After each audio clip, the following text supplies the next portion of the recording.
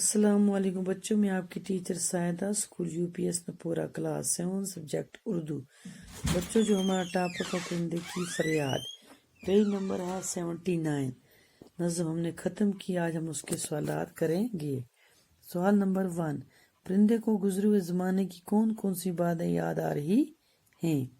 اس کا جواب، پرندے کو آزادی میں بیتا وقت یاد آتا ہے کیوں وہ پنجرے میں بند ہے، اسے باغ میں اس کا گھونسلہ یاد آتا ہے، اسے بہار کے موسم کی کلیوں کا کھلنا یاد آتا ہے، پرندے کو اپنا ننھا سا بچہ یاد آتا ہے جس کی شکل و صورت نہایت دل فریب تھی اور جس کی وجہ اس کا گھونسلہ پر رونق تھا، اس کی پیاری پیاری آواز سننے کو اب وہ ترستا ہے۔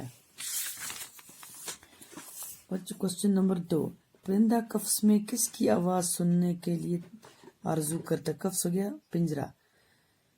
پرندہ قفس میں اپنے ننھے سے بچے کی آواز سننے کی آرزو کرتا ہے۔ کوشچن نمبر 3، پرندہ خود کو کیوں بدنصیب سمجھتا ہے؟ کیونکہ وہ پنجرے میں بند ہے۔ پرندہ اپنے آپ کو بدنصیب اس لیے کہتا ہے کیونکہ وہ قفس میں بند ہے، اس کے اپنے ساتھی اس سے دور ہیں۔ قفس ہو گیا پنجرہ۔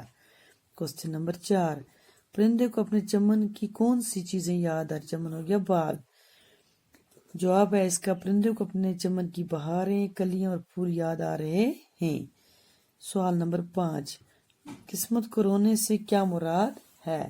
قسمت کو رونے سے مراد ہے اپنی بدنصیبی اور بدقسمتی کی شکایت کرنا، برے وقت کا شکوہ کرنا۔ بچوں، اس کے یہ 5 کوشچن تھے۔ آگے ایک کوشچن اور ہے، دیے گئے مصروں کو نثر میں لکھیے۔ یہ نظم ہے، اس کو نثر میں لکھنا ہے۔ آتا ہے یاد مجھ کو گزرا ہوا زمانہ، لگتی ہے چوٹ دل پہ آتا ہے جس دم، ہوتی میری رہائی کاش میرے بس میں، ڈر ہے یہیں قفس میں غم سے نہ مر جاؤں۔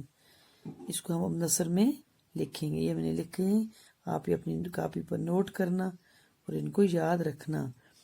مجھے گزرا زمانہ یاد آتا ہے جس دم، یاد آتا ہے دل پر چوٹ لگتی ہے، کاش میری رہائی میرے بس میں ہوتی، مجھے ڈر ہے کہ غم سے میں یہیں قفس میں نہ مر جاؤں۔ بچوں، امید آپ کو سمجھ آئی ہوگی، اس کو یاد کرنا اور اپنی کاپی پر لکھنا۔ اللہ حافظ۔